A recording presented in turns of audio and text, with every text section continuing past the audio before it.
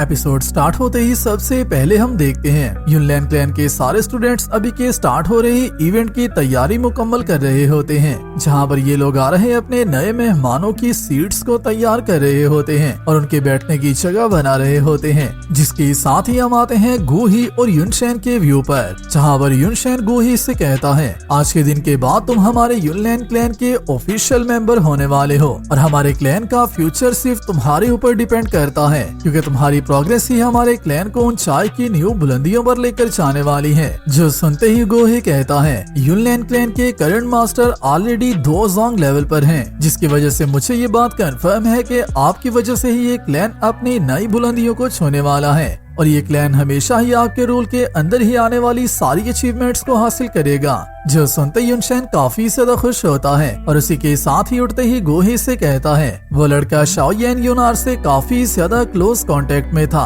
और अभी के लिए जबकि उसे इस बात का पता चल चुका हुआ है कि मैं यूनार की शादी को अरेंज करवा रहा हूँ, तो मुझे इस बात का डर है कि आज के दिन वो हमारे क्लैन पर अटैक जरूर करेगा। मगर ये सुनते ही गोही काफी ज्यादा प्रेशर में आ जाता है और उसी के साथ ही कहता है मैं किसी भी ऐसे इंसान को जिंदा नहीं छोड़ूंगा जो कि मेरी और यूनियन की हो रही शादी के दरमियान अपनी टांग अड़ाने की कोशिश करेगा। मगर क्लैन मास्टर आज के दिन के बाद आपको यूनियन की सील को तोड़ना होगा और उसे ब्रेक फ्री करना होगा, क्योंकि मैं उसे यहाँ से बाहर कुछ देर वॉक पर लेकर जाना चाहता हूँ और मुझे ऐसा लगता है कि मेरे साथ घूमने जाकर यूनियन का माइंड भी ओपन हो जाएगा और यूनियन आपकी गुडविल को समझ जाएगी। जो सुनते ही युनशेन कहता है हाँ ये बात बिल्कुल ठीक है, आखिरकार मैंने यूनार को इतना बड़ा किया है और मुझे इस बात की पूरी उम्मीद है कि वो आने वाले टाइम में तुम्हारे साथ हमेशा ही खुश रहेगी। जिसके साथ ही हम आते हैं युनसी के व्यू पर, जिसको कि 4-5 लड़कियां मिलकर तैयार कर रही होती हैं, क्योंकि आज के दिन युनसी दुल्हन बनने वाली है और चाहते ना चाहते हुए भी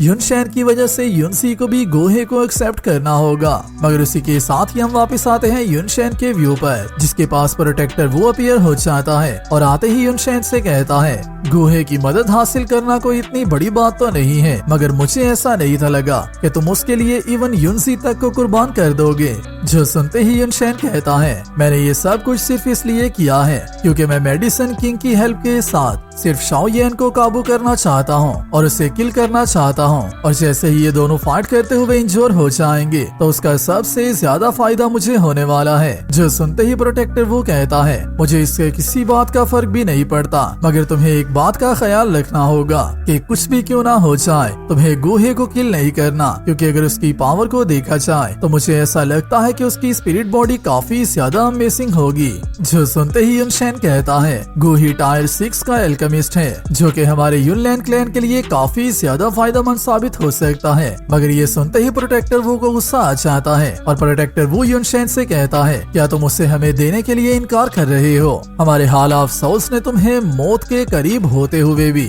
इतना सब कुछ हासिल करने का मौका दिया है, तो मेरी एक बात याद रखना, हम लोग जब चाहे तुमसे वो सब कुछ छीन भी सकते हैं और तुम हमारे सामने कुछ भी नहीं कर सकते। ये बात तुम्हें अपने माइंड में बिठाना होगी कि तुम्हारे पास जो कुछ भी मौजूद है वो हमारे हाल ऑफ सोल्स का दिया हुआ है। जो सुनते ही युनशेन वहीं पर अपने और प्रोटेक्टर वो के दरमियान के स्टेटस को दोबारा से रिगेन कर लेता है और इसी के साथ ही कहता है मैं हाल ऑफ सोल्स के किए हुए मेरे ऊपर सारे एहसानात को कभी भी नहीं भूलूंगा, और जबकि हाल ऑफ सोल्स गोही में काफी ज्यादा इंटरेस्टेड है तो मैं गोही की सोल को अपना काम मुकम्मल होते ही हाल ऑफ सोल्स के हवाले करने के लिए तैयार हूँ। जो सुनते ही प्रोटेक्टर वो कहता है युनलैन क्लैन के मास्टर युनशेन की यही बात मुझे सबसे ज्यादा अच्छी लगती है कि तुम सिचुएशन को बहुत ज्यादा जल्दी समझ जाते हो, और अगर तो तुम्हें अपनी औकात समझ में आ चुकी है तो फिर मैं खामोशी से सारा सीन देखने वाला हूँ और मुझे इस बात की उम्मीद है कि तुम मुझे इस सब के लिए डिसअपॉइंट नहीं करोगे। जिसके साथ ही हम आते हैं युनलैन क्लैन के ग्राउंड व्यू पर, जहाँ पर गोही की मैरिज के लिए उसके बुलाए हुए स्पेशल गेस्ट पहुँच चुके होते हैं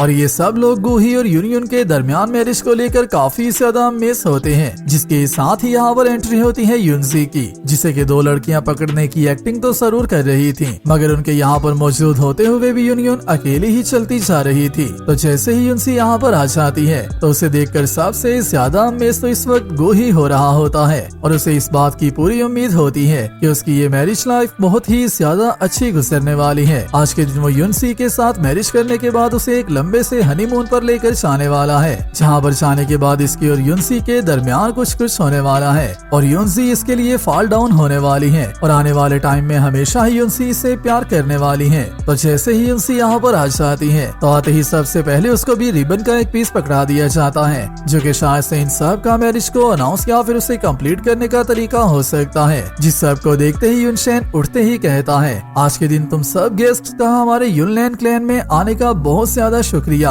और मेरी डियर डिसाइपल यूनियन और मेडिसन किंग गोहे की वेडिंग को देखने का बहुत बहुत ज्यादा शुक्रिया। आज के दिन मैं मेडिसन किंग गोहे और अपनी डिसाइपल यूनियन को एक दूसरे के साथ मैरिड अनाउंस कर रहा हूँ और फाइनली हमारे क्लैन की सबसे ज्यादा अमेजिंग मैरिज का टाइम आ चुका है, तो हमें अपनी मैरिज को स्टार्ट करना चाहिए। जिसके साथ यहाँ पर हर जगह पर फायरवर्क्स होना स्टार्ट हो जाते हैं और जैसे जैसे टाइम स्पेंड हो रहा होता है तो गोहे के माइंड में चल रही सारी थॉट्स उसे और भी ज्यादा क्रेजी कर रही होती हैं। मगर उसी के साथ जैसे ही ये मैरिज आगे बढ़ने लगती है तो शाओ येन यहाँ पर एंट्री मार देता है और आते ही सबसे पहले तो स्वान रूलर का यूज करते हुए युनशेन पर अटैक करता है, जिसे कि युनशेन अपने सिंगल हैंड से रोक लेता है। जिसके साथ ही शाओ येन और उसकी पूरी टीम की यहाँ पर एंट्री होती है, जहाँ पर आते ही सबसे पहले तो शाओ येन युनशेन से कहता है, आज के दिन का इवेंट बहुत ही ज्यादा बड़ा है, मगर हमें इस बात का पता नहीं है कि ये इवेंट तुम्हारे क्लैन के लिए खुशी का इवेंट है या फिर ये तुम्हारी मौत का इवेंट होने वाला है। जो सुनते ही युनशेन कहता है,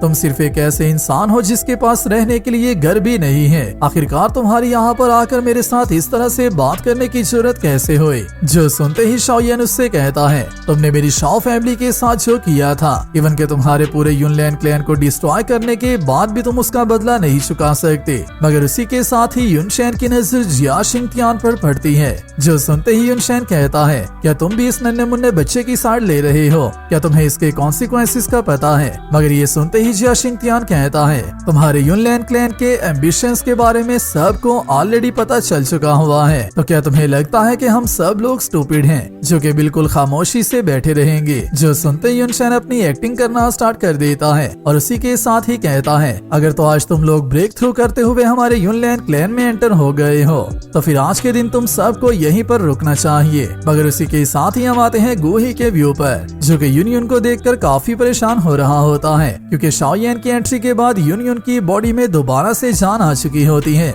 जो देखते ही गोही अपने माइंड में सोचता है, यूनियन आखिरकार तुम हमेशा ही शाओ येन के लिए इतनी ज्यादा केयर क्यों करती हो। मगर उसी के साथ ही गोही शाओ येन को आवाज देते ही कहता है, आज के दिन मेरी शादी का दिन है और तुम अपने साथ कुछ लोगों को लेकर युनलैंड क्लैन में डिस्ट्रक्शन मचाने के लिए आ गए हो। तुम सच में बहुत ही ज्यादा एरोगेंट हो। जो सुनते ही शाओ येन उससे कहता है, युनलैंड क्लैन ने हमारी शाओ फैमिली को डिस्ट्रॉय कर दिया था, क्या ये एरोगेंसी काउंट नहीं होती। युनलैंड क्लैन ने पूरी मार्टियर फैमिली को एक्सटर्मिनेट करने की कोशिश की है, क्या ये एरोगेंसी काउंट नहीं होती। अगर तो युनलैंड क्लैन हमेशा से ही एरोगेंट रहने की कोशिश करता रहा है तो फिर मैं ऐसा करने की कोशिश क्यों नहीं कर सकता। जो सुनते सब लोग काफी ज्यादा शॉक होते हैं। जिसके साथ ही शाओ येन दोबारा से कहता है, युनलैंड क्लैन के हाथों जितने भी लोग आज तक मरे हुए हैं, आज के दिन मैं उन सब का बदला लेने के लिए आया हूँ और इस सब को यहीं पर खत्म करने वाला हूँ। जिसके साथ ही शाओ येन गोही से कहता है, क्या तुम्हें सच में ऐसा लगता है कि युनशेन तुम्हारी और यूनियन की शादी करवाने वाला है। युनशेन सिर्फ इस शादी के बाद तुम्हारी सपोर्ट को हासिल करना चाहता है, क्योंकि तुम्हारे पीछे तुम्हारी एबिलिटीज की वजह से काफी ज्यादा मिसिंग पावर मौजूद है। मगर इस बात का गोही पर कोई भी असर नहीं होता, क्योंकि गोही का इश्क बिल्कुल अंधा हो चुका होता है। जिसके साथ ही गोही कहता है, तो क्या हुआ अगर युनशेन मेरा फायदा उठाना चाहता है। मैं यूनियन को सिंसियरली प्यार करता हूँ, जिसकी वजह से ही मैं युनलैंड क्लैन को ज्वाइन करने के लिए भी तैयार हूँ। जो सब मैं सिर्फ युनसी की वजह से कर रहा हूँ। जो सुनते शाओ येन युनशेन से कहता है, लोगों का फायदा उठाकर उनसे हेल्प लेना और फिर उनसे हेल्प लेने के लिए अपनी प्रीशियस सी स्टूडेंट का इस्तेमाल करना, तुम सच में बहुत ही बड़े लेसन हो। जो सब बातें सुनते हुए युनशेन कहता है, तब के वक्त तुम भागने में कामयाब हो गए थे, मगर आज के दिन मैं तुम्हें हर हाल में कैच करने वाला हूँ और तुम्हारी जुबान काटने वाला हूँ, ताकि दोबारा से तुम कोई भी ऐसी बात न कर सको। मगर ये सब सुनते ही गोही कहता है, क्लैन मास्टर आज के दिन का इवेंट सबके मेरे से रिलेटेड है, तो फिर आप शाओ येन के मैटर को भी मेरे हवाले कर दें। जो सुनते ही आइस एम्परर कहता है, यहाँ पर मौजूद गोही के काफी ज्यादा फ्रेंड्स उसकी शादी को देखने के लिए आए हुए हैं। अगर तो गोही ने इस सब में घुसने की कोशिश की तो मुझे इस बात का डर है कि वो लोग भी फाइट में कूद जाएंगे।